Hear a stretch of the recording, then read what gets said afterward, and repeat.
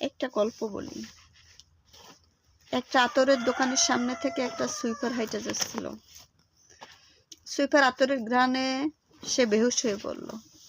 মানুষ সব বিচলিত হয়ে গেল যে কি হইল, লোকটা এখানে বেহুশ হয়ে পড়ে আছে। তখন সবাই পানি টানি দিয়া হুশে ফিরাইল।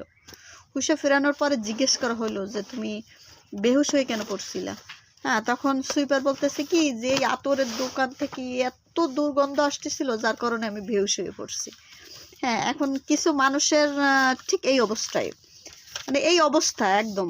কারণ তারা খারাপ কাজ করতে করতে তাদের অবস্থা এতটাই বিকৃত হয়ে গেছে যে কোনটা ভালো আর কোনটা খারাপ তাদের বোঝার জ্ঞান নাই।